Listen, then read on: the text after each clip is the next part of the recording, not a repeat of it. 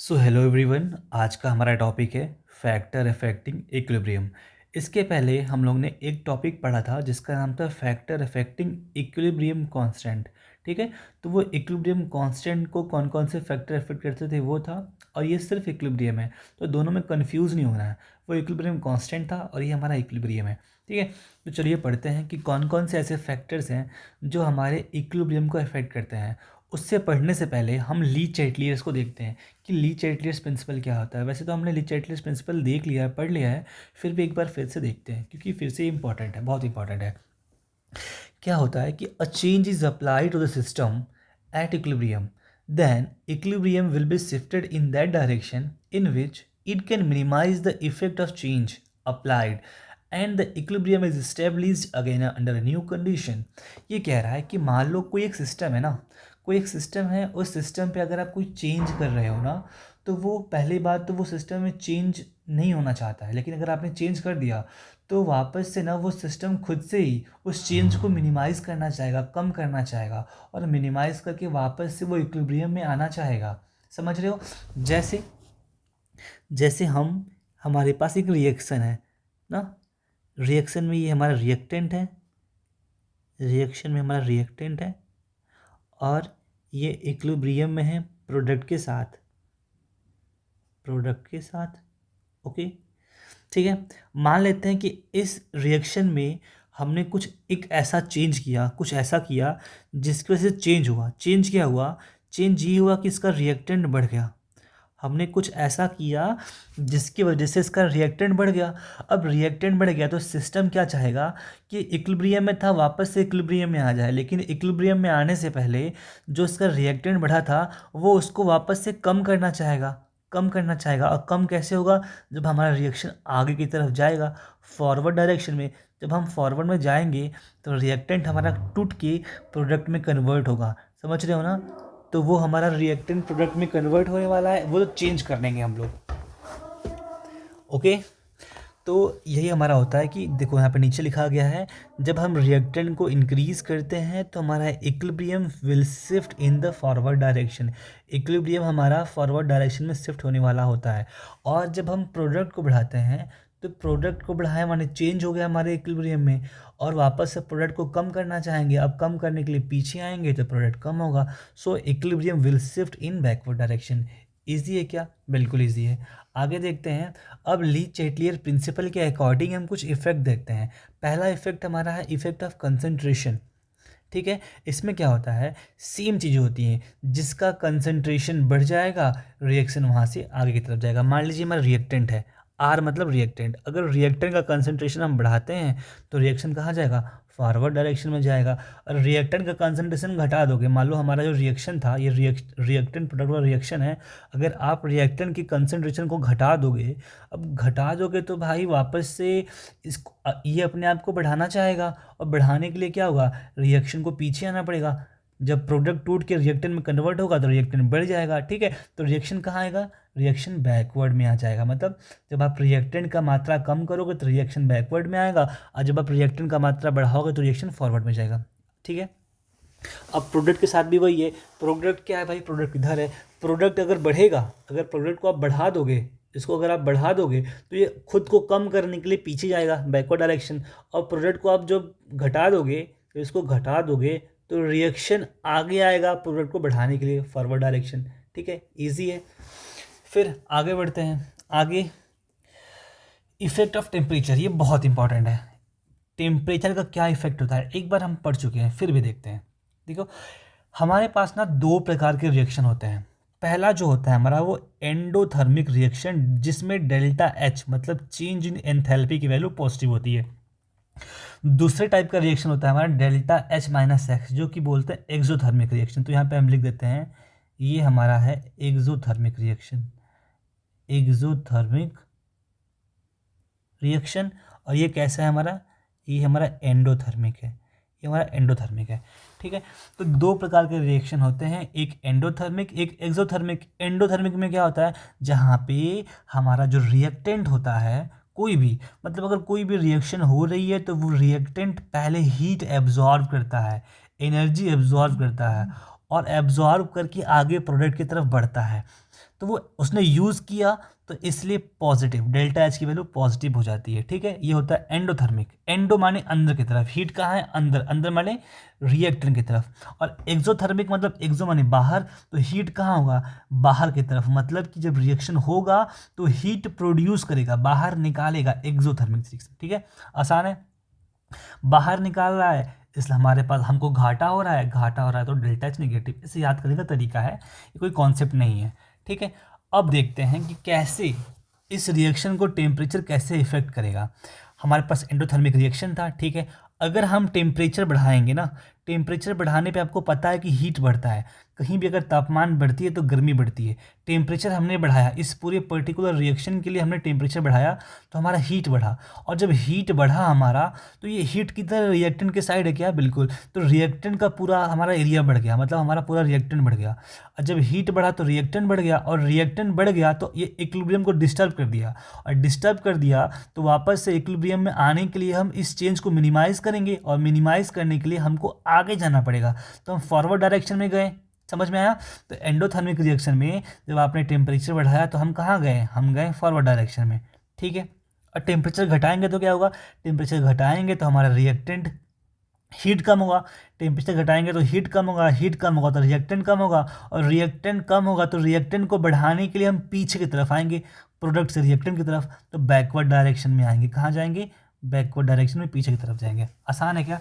अब वही आप एक्सोथर्मिक में देख लो। एक्सोथर्मिक में क्या हो रहा है कि जब आप यहाँ पे टेम्परेचर बढ़ाते हो तो हमको पता है कि टेम्परेचर बढ़ाने पे हीट बढ़ेगा। हीट बढ़ा, हीट कहाँ पर है, हीट हमारे प्रोडक्ट साइड में है।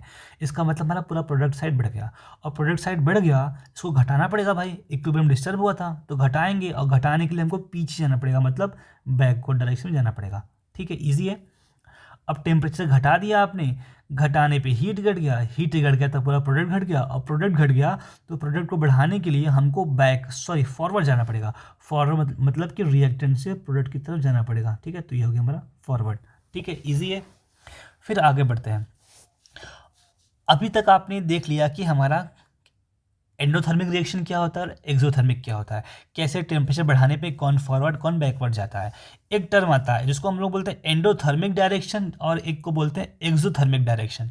इसमें फिक्स होता है, क्या फिक्स होता है कि कभी भी टेम्परेचर बढ़ाओगे, टेम्परेचर आप बढ़ाओगे तो इक्विलिब्रियम फिक्स है कि वो एंडोथर्मिक डायरेक्शन में शिफ्ट होगा, और टेम्परेचर घटाओगे तो इक्विलिब्रियम हमेशा एक्सोथर्मिक डायरेक्शन में शिफ्ट होगा।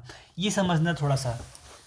ठीक है, तो देखते हैं पहला हमारा क्वेश्चन। हमारा क्वेश्चन क्या है कि हीट है A+B C+D में गया, और कैसा है, डेल्टा एच पॉजिटिव है। मतलब कि ये रिएक्शन है एंडोथर्मिक टाइप का, एंडोथर्मिक टाइप का रिएक्शन है। टेम्परेचर बढ़ाया आपने, टेम्परेचर बढ़ाने से हीट बढ़ गया, और हीट बढ़ा तो रिएक्शन फॉरवर्ड गया, तो एंडोथर्मिक डायरेक्शन हो गया। मतलब एंडोथर्मिक का मतलब समझिए कि कभी भी कोई चीज़ अगर हीट एब्जॉर्व करके आगे बढ़ती है तो इसको हम बोलते हैं एंडोथर्मिक डायरेक्शन।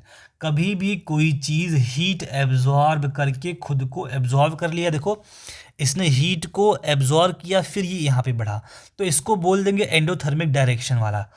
और लेकिन अगर कोई चीज़ हीट रिलीज करेगा तो उसको बोलते हैं एक्सोथर्मिक डायरेक्शन। जैसे टेम्परेचर घटाया आपने, ठीक है, घटा दिया, हीट घट गया, हीट घट गया, हीट घट गया तो रिएक्शन फॉरवर्ड गया, ये तो पता है, फॉरवर्ड गया बढ़ाने के लिए प्रोडक्ट साइड को, तो ये इसको बोलेंगे एक्सोथर्मिक डायरेक्शन। मतलब कि जब आप टेम्परेचर घटाए तो आपका रिएक्शन फॉरवर्ड गया, फॉरवर्ड तो गया, लेकिन किस तरफ गया, जिस तरफ हीट रिलीज हो रहा था, तो रिलीज हो रहा था तो उसको बोलेंगे एक्सोथर्मिक डायरेक्शन। देखो ये हमारा पूरा पोर्शन इस तरफ वाला, इस तरफ वाला जिधर मेरा मार्कर है ना, इस तरफ वाला पोर्शन आपका, इधर वाला जो ये वाला पोर्शन है, ये एक्सोथर्मिक वाला रिएक्शन का है, और ये पूरा एंडोथर्मिक वाले रिएक्शन का है। लेकिन आप देखोगे कि एक्सोथर्मिक वाले रिएक्शन की तरफ भी हम एंडोथर्मिक डायरेक्शन लिखे हैं, तो कैसे हुआ है, सेम चीज़। यहाँ पे रिएक्शन कैसा है हमारा, ये रिएक्शन एक्सोथर्मिक वाला रिएक्शन है, रिएक्शन है एक्सोथर्मिक टाइप का। टेम्परेचर बढ़ाया आपने, हीट बढ़ गया आपका, टेम्परेचर बढ़ने से हीट बढ़ गया, हीट बढ़ गया तो प्रोडक्ट बढ़ गया, और प्रोडक्ट को कम करने के लिए हम पीछे गए, पीछे गए माने बैकवर्ड गए। ठीक है, ये समझ में आ गया। लेकिन इसको हम एंडोथर्मिक क्यों बोल दिए, क्योंकि यहाँ पर भी देखो रिएक्शन हमारा कहाँ जा रहा है भाई, सर रिएक्शन तो हमारा पीछे जा रहा है, इधर जा रहा है, लेकिन जो रिएक्शन पीछे जा रहा है वो हीट को एब्जॉर्व करके जा रहा है। C+D+ हीट एब्जॉर्व करके फिर पीछे जा रहा है। मतलब आपको ये समझना है कि कभी भी कोई चीज़ हीट एब्जॉर्व करके अगर बढ़ती है तो उसको बोलते हैं एंडोथर्मिक डायरेक्शन। क्या बोलते हैं? Endothermic direction. यहाँ पर भी टेम्परेचर बढ़ ही रहा था, तो आपने देखा टेम्परेचर बढ़ाने से रिएक्शन हमेशा एंडोथर्मिक की तरफ ही जाता है। मतलब अगर जिस तरफ भी हीट है टेम्परेचर बढ़ाओगे तो रिएक्शन उसके आगे ही जाएगा, रिएक्शन उसके आगे। हीट इस तरफ है, आपने टेम्परेचर बढ़ाया तो रिएक्शन इधर चला गया।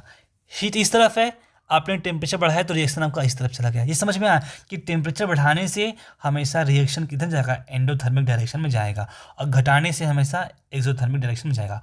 एक्सो देख लो एक बार, जैसे यहाँ पे एक्सो देख लिया आपने, यहाँ पे ये हमारा रिएक्शन है endothermic type, delta H positive है, लेकिन रिएक्शन जा कहाँ रहा है? जा रहा है एक्सोथर्मिक डायरेक्शन में जा रहा है। Type of reaction endothermic type, reaction जा कहाँ रहा है? एक्सोथर्मिक डायरेक्शन में जा रहा है। कैसे? यहाँ पे टेम्परेचर कम किया आपने, टेम्परेचर कम करने से हीट कम हो गया, हीट कम होने से रिएक्टेंट कम हो गया, और रिएक्टेंट कम हो गया तो रिएक्टेंट को बढ़ाने के लिए रिएक्शन पीछे आएगा और बैकवर्ड में आएगा। तो रिएक्शन कहाँ जा रहा है? बैकवर्ड में जा रहा है। और देखिए ये हीट एब्जॉर्व करके नहीं जा रहा है, हीट रिलीज करेगा, रिलीज करेगा हीट, तो एक्सोथर्मिक डायरेक्शन। आसान है, बिल्कुल आसान है, एक बार ध्यान से समझना, ठीक है।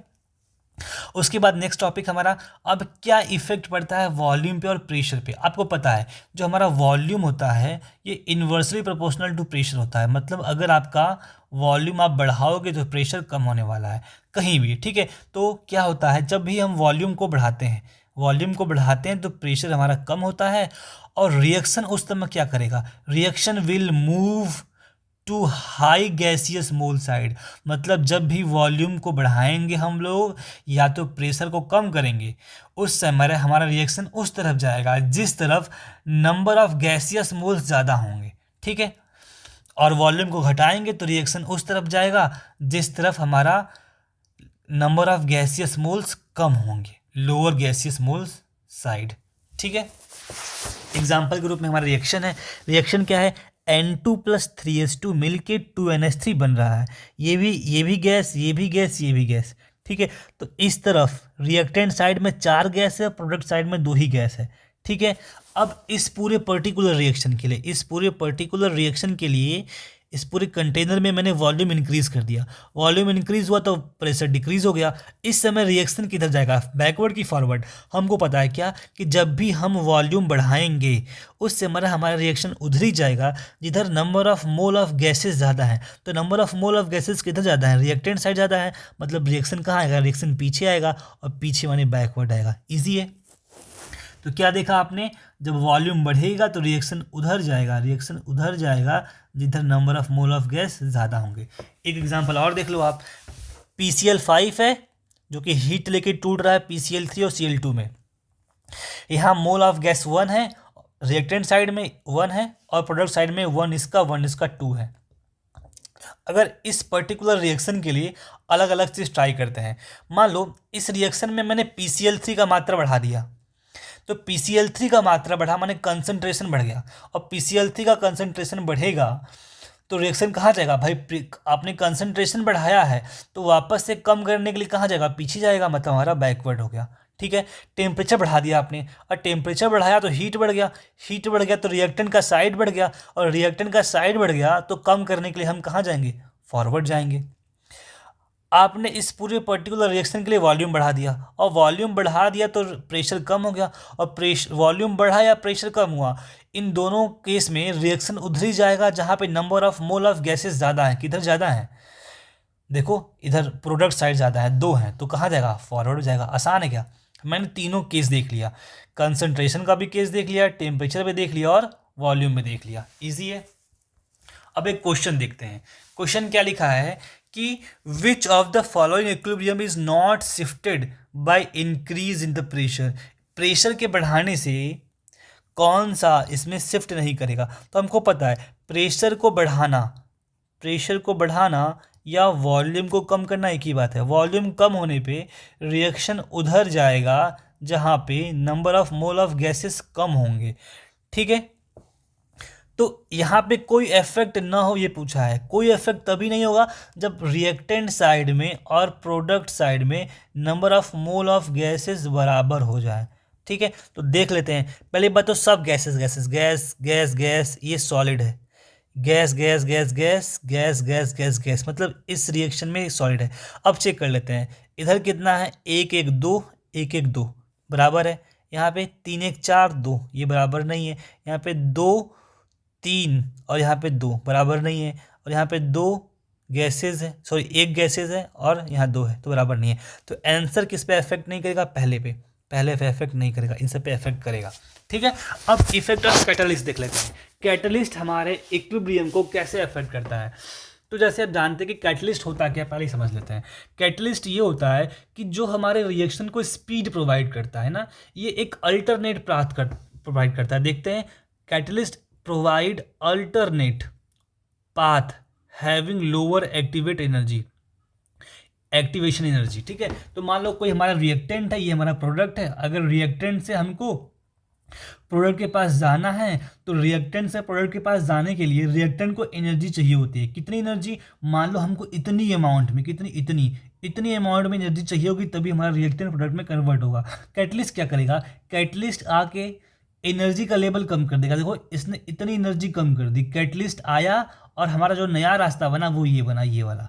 मतलब अब हमको कम एनर्जी लेकर रिएक्टेंट प्रोडक्ट में कन्वर्ट हो गया, ये होता है कैटलिस्ट। ठीक है, तो कैटलिस्ट इक्विलिब्रियम में कैसे इफेक्ट करेगा, तो भैया कैटलिस्ट इक्विलिब्रियम में कोई इफेक्ट नहीं करता है। मतलब कि ना वो इक्विलिब्रियम को फॉरवर्ड ले आता है ना बैकवर्ड ले आता है, ये बस इक्विलिब्रियम को जल्दी लाने में हेल्प करता है। मतलब अगर आप कैटलिस्ट यूज करते हो तो इक्विलिब्रियम आपका जल्दी अचीव हो जाएगा। ठीक है, डू नॉट चेंज, ये इक्विलिब्रियम कांस्टेंट को भी चेंज नहीं कर सकता, गिब्स एनर्जी को भी नहीं कर सकता, एंट्रोपी को भी नहीं कर सकता और एंथैल्पी को भी नहीं कर सकता। ये रिड्यूस कर देगा टाइम, आपका टाइम रिड्यूस कर देगा अचीव इक्विलिब्रियम में अचीव होने के लिए। ठीक है, आसान है। उसके बाद लास्ट हमारा है effect of inert gas addition. मतलब अगर हम इक्विलिब्रियम पे हैं उस समय अगर हम किसी इनर्ट गैस को ऐड करते हैं तो क्या इफेक्ट होने वाला है इक्विलिब्रियम पे। पहला, अगर आप किसी कांस्टेंट वॉल्यूम पे ना किसी भी इनर्ट गैस को डालोगे तो कोई भी इफेक्ट नहीं होने वाला। Inert gas addition has no effect at equilibrium constant volume. क्यों, इनर्ट गैस क्या होता है, जैसे कि हाइड्रोजन है, सॉरी हीलियम है तो हीलियम के पास उसका खुद का एक वॉल्यूम होगा। ठीक है, अगर आप उसको इक्विलिब्रियम में ऐड करने वाले हो लेकिन कांस्टेंट वॉल्यूम पे, तो कांस्टेंट वॉल्यूम का मतलब कि कुछ भी ऐड कर दो, कुछ भी घटा दो, जोड़ दो, वॉल्यूम नहीं घटने बढ़ने वाला। अब हीलियम के पास बस उसका खुद का वॉल्यूम ही है, आप उसको जब ऐड करोगे तो वॉल्यूम तो बढ़ने वाला नहीं, क्योंकि आपने कांस्टेंट वॉल्यूम ले लिया है। तो कोई भी इफेक्ट नहीं होता है इक्विलिब्रियम पे। Inert gas addition has no effect at a constant volume.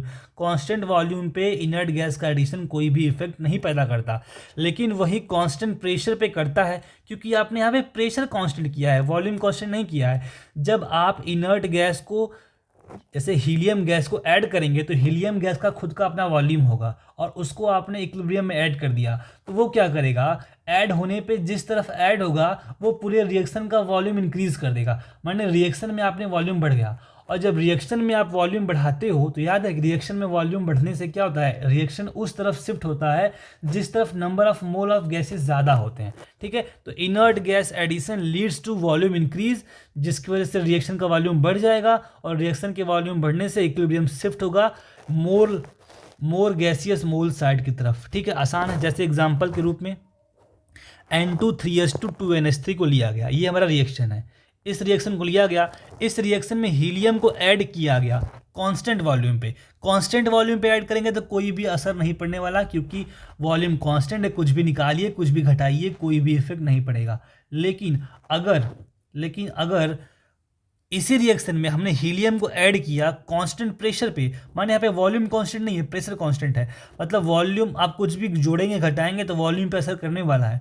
जब हीलियम को जोड़ेंगे तो हीलियम का वॉल्यूम ऐड हो जाएगा तो वॉल्यूम इंक्रीज हो जाएगा, और वॉल्यूम इंक्रीज होगा तो रिएक्शन उस तरफ जाएगा जिधर number of mole of gases ज़्यादा हैं। तो 3 1 4 इधर ज़्यादा हैं और प्रोडक्ट में 2 ही हैं, तो कहाँ गया, बैकवर्ड गया। ईजी है क्या, बिल्कुल ईजी है। उसके बाद हमारे 2 क्वेश्चन है। पहला क्वेश्चन देख लेते हैं। पहला क्वेश्चन क्या है, formation of SO3 take place according to the reaction.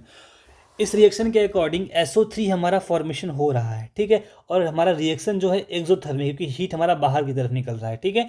Which of the following factor favours the formation of SO3, कौन सा ऐसा फैक्टर होगा जो हमारे SO3 के फॉर्मेशन को अफेक्ट करने वाला है, मतलब कि ज़्यादा करने वाला है, फेवर करने का मतलब ज़्यादा करना, और ज़्यादा तभी होगा जब SO3, जब हम कहाँ जाएंगे, फॉरवर्ड जाएंगे, फॉरवर्ड आएंगे तो SO3 ज़्यादा बनेगा। और फॉरवर्ड आने के लिए क्या होगा, फॉरवर्ड आने के लिए हमको टेम्परेचर डाउन करना पड़ेगा। क्यों, जब आप टेम्परेचर डाउन करेंगे तो हीट कम होगा, हीट कम होगा तो प्रोडक्ट कम होगा, और प्रोडक्ट कम होगा तो रिएक्शन फॉरवर्ड भागेगा, और फॉरवर्ड भागेगा तो SO3 ज़्यादा बनेगा। इट मीन्स इसका आंसर क्या होगा, इसका आंसर होगा डिक्रीज, डिक्रीज इन टेम्परेचर। तो डिक्रीज इन टेम्परेचर ऑप्शन में नहीं है, तब क्या करना पड़ेगा हमको, हमको करना पड़ेगा, कौन सा ऑप्शन होगा भैया, इंक्रीज इन टेम्परेचर, इंक्रीज करेंगे टेम्परेचर तो रिएक्शन एंडोसाइड में जाएगा, मतलब इधर जाएगा, नहीं, पहला तो नहीं होगा SO3 के फॉर्मेशन के लिए। उसके बाद इंक्रीज इन प्रेशर, अगर आप प्रेशर बनाते हैं, हाँ, इसका आंसर होगा इंक्रीज इन प्रेशर। क्यों, क्योंकि जब प्रेशर को आप बढ़ाते हो तो वॉल्यूम कम होता है, और वॉल्यूम कम होता है तो रिएक्शन उधर जाता है इधर number of mole of gas कम हो, और number of mole of gas इधर 2 है और इधर 3 है, माने इधर कम है, प्रोडक्ट साइड में कम है, तो रिएक्शन को फॉरवर्ड ले जाना है, तो हमारा क्या होगा, ये आंसर इंक्रीज इन प्रेशर। ठीक है, सही है। उसके बाद अब ये क्वेश्चन है, ये क्वेश्चन आपके लिए होमवर्क है, ट्राई करना, बहुत इजी है, चेक करना है हमको कि हमारा रिएक्शन कहाँ जाएगा, फॉरवर्ड या बैकवर्ड। ठीक है, थैंक यू सो मच।